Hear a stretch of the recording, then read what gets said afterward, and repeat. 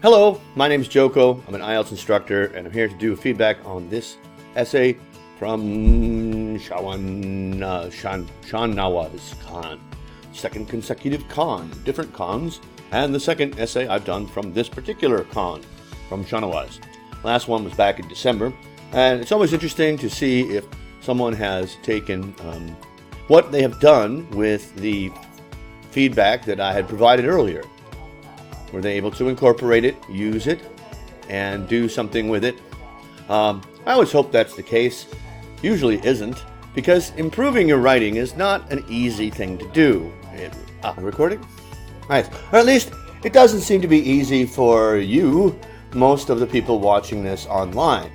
It's quite different with my students in real life here in Yangon, Myanmar, where I live, where most of my students come into their IELTS training as it being their first IELTS training.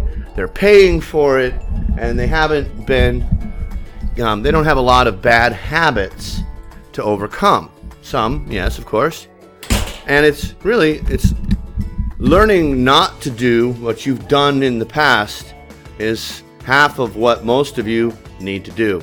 And so when we looked, just as a reference, what did Shahnawaz Khan do in his last essay? Well, if you want to go back and look at it, you can see it on my YouTube page, and this is what it looks like. And in his original essay, there were some of the standard types of things that you'd expect to see. There was quite a few mistakes, a lot of mistakes, particularly in articles, subject-verb agreement, the basics that everyone makes mistakes with. Now, what I'm expecting to see with this one is improvement in some grammar aspects. Word choice errors, those don't, does he try too hard to use, in the introduction, he took paraphrasing too far. Well, let's look at our question and see how he does with this one. You don't get a band, you get a band score. What band score can I get with such a response? All right, this is an old question. It's been around. It's a standard question. Some people say that music is a good way of bringing people of different cultures and ages together. To what extent do you agree or disagree with this opinion? Now, in previous times that I've answered or reviewed this question, the most common mistake is that they don't address all parts of the question in that they don't look. Here's the two things you need to look at. Cultures and ages. Okay? Do they bring them together? This essay, actually, I've read it already, of course, does a good job of addressing all parts of the question. Do you need to address music bringing people together? Yes. Do you need to do that for cultures? Yes. Do you need to do that for ages? Yes. Do you need to discuss counterexamples, how sometimes music divides people? Well, if you want a high band score, then yes, you do. If you're like the last Khan I read, who's got 9s in his other scores and gets a 6.5, then yeah, with this essay, you're going to want to discuss examples of the other, the counter argument. But generally speaking, with an agree or disagree question, you only have to choose one side, but you're limiting yourself to a 7. Well, Shahnawaz, you're nowhere near a 7, so you can go with just one side. Various ages and traditions. I totally agree with the statement. Some people, well, at least you didn't say a group of people, which is your mistake last time. Holds, subject-verb agreement, okay? This is plural. People, hold. And this is a elementary grammar mistake. Now, I want to point out something about grammar here at the start, all right? There are a lot of errors in this essay, and so it's nowhere near a 7. But what's the difference between a 6 and a 5? Now, if you look at the band descriptors, can I do that quickly? Why? Perfect. Oh no, that's task achievement and task response. Okay, so here's bands 5, 6, and 7 for grammar. Okay, I'm getting out of control here. All right, so 6 makes errors in grammar, but they rarely reduce communication, meaning they don't cause confusion. Here in 5, frequent grammar errors and punctuation may be faulted. Errors can cause some difficulty for the reader. Now, with a grammar error like this, okay, I had to go back, remove the thing, but you'll note, this kind of problem, some people holds an opinion. That doesn't cause me confusion. So, however, we'll see examples later. We'll see examples later of instances where the, particularly in punctuation, you'll find that the punctuation mistakes cause confusion and problems for the reader. So, will you fix all of your grammar mistakes from a couple of feedbacks from a mentor? No, that's not possible. Everyone makes grammar mistakes. But recognizing, well, when does it cause confusion and when does it not? If your English is sufficiently advanced that you can read it and understand, is this easy to understand? And see, is it easy to understand or is it confusing? You got to reread your own stuff. Some people hold an opinion is a good medium to build. Okay, now this infinitive of purpose is a good medium through which, for building, good medium to build a rapport. Rapport is an uncountable noun, so we don't have a rapport between people of various ages and traditions. Now, medium is okay for, what's the question? A way, okay. However, traditions and cultures are not the same thing. They're quite different. I totally agree with, now, it should be this statement, as several music genres of the past are still listened to. Listen with music is always followed by to. Listen to. Are still listened to by the current generations. More than one? Okay. And in a similar way, comma. In a similar way, vocal lyrics and sounds. Okay, now here, this absence of a comma causes some confusion. Okay? Because this is an aside. And in a similar way, comma, vocal lyrics and sounds. Just like in the first one, this is an example of overuse of paraphrasing. Vocal lyrics and sounds is not a good replacement for music. Okay, no, just say music. It should be the music of many cultures are revered and adopted by other cultures. In this instance, you've got two halves of a phrase, subject and object. Here, it's okay to repeat yourself. And you're repeating yourself anyway by saying traditions. Okay, now, do you need to explain why you agree in your introduction? Probably not. I don't recommend it. Okay? I agree with this statement and will explain why. I agree. I totally agree. Good. To what extent? Language there. Excellent. With this statement. Period. Boom. Done. Begin. Now, in your first one that I reviewed, I noted how you had no transition from your introduction to your first body paragraph. Now, a really good way to do that is to connect the last thing you were talking about here with the first thing. Okay? All right, an example of how cultures adopt other music is, or an example, or, that's fine. Or an example of how music unites people. An example how music brings people together. Why not you can use the same words. All right. Can be found in how generations, new generations are still listening to music of the old. Okay. Every generation is known for its specific kind of musical genre. Previous generation for classical and contemporary for pop music. Here is a grammar mistake, this weird use of a hyphen. Don't use hyphens in IELTS. Hyphens are very informal. Okay. First of all, I don't agree with this statement. Every generation is known for lots of different types of music. Right? Right, Badger? Comes the cat. You think you'll see the tail? There it is. Anyway, previous generation for classical. Classical is not really defined properly, and classical and contemporary. Now here, you need another comma, causing confusion in the reader. Why? Because I think previous generation for classical and contemporary. People for pop music.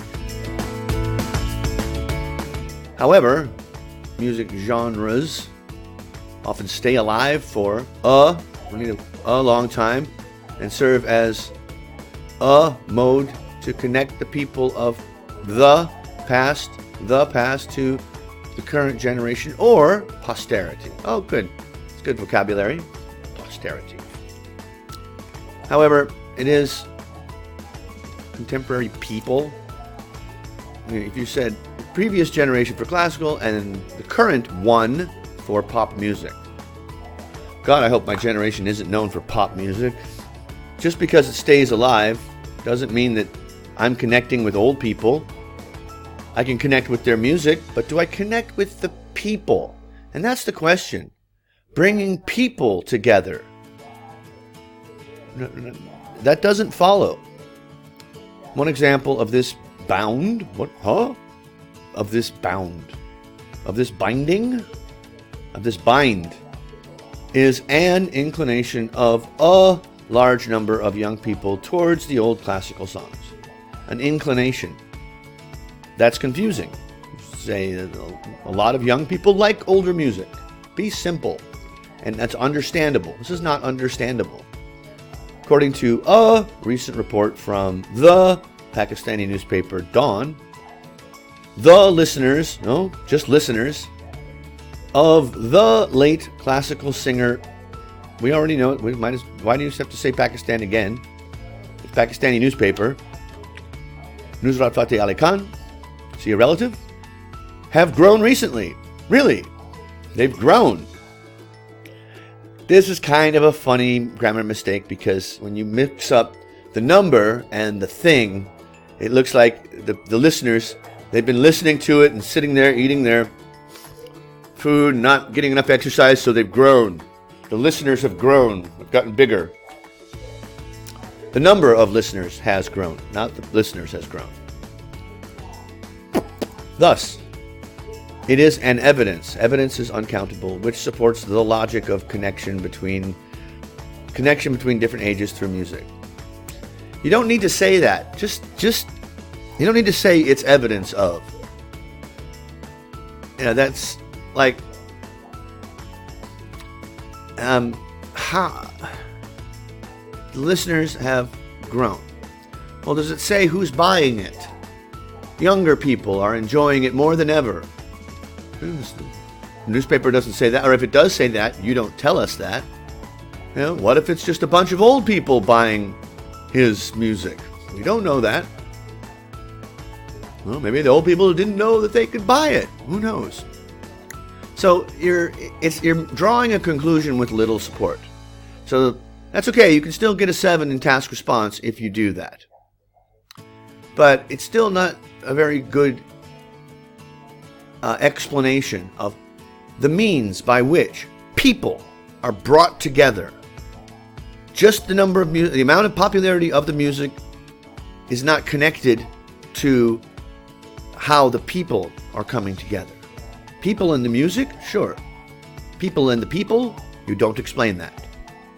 Moreover, now I went and you had 3 moreovers in your last essay, and so I went on to my dislike for this term. I don't expect you to give it up right away. You didn't use it horribly in the last one, but I really don't recommend using it to start a paragraph. Okay? Because it means that the thing that you're going to say next is more important than the thing you said before. And it's not clear that that's the case. This is of equal importance to what came before, not more importance, at least when I read it. However, moreover, music is the concrete. Concrete can be a noun and it can be an adjective. It cannot be a verb. The harmonious relations, plural, between followers of variant cultures. We don't follow a culture. We are a member of a culture. Variant, various is the word you're looking for. Okay, now, and don't jump into your example right away. You need to explain first what you mean. One of the prominent, so one of the means a group. Examples should be plural, is a reverence for is a reverence for Pakistani singers in India. Though both are rival countries, that's true, a wide range of Pakistani singers, like many others, visit India to record songs for Indian films. Okay. Now, is this an example of the people of different cultures being brought together? I guess it is. But you need to explain it first. And then one might even argue that, well, I'm not going to argue it because I don't know your culture as well as you do, but that India and Pakistan are very, very similar cultures. They just have different religions for the most part. It's the defining difference. They're certainly rivals, but that doesn't mean they're very different cultures. All right. Well, all right. And so now here, it is one of the few media. You use medium, that's good, but you got to use it correctly. In the plural, it's media, and one of the few is plural, which brings the two nations closer.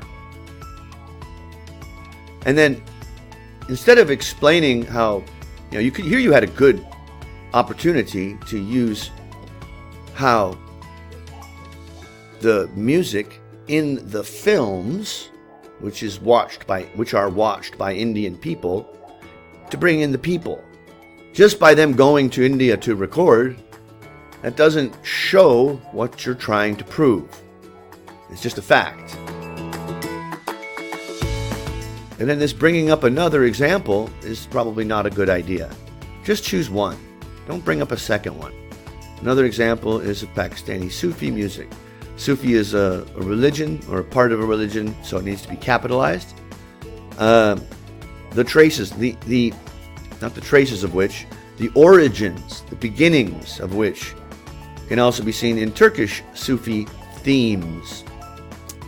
This similarity deepens the brotherhood between the two cultures.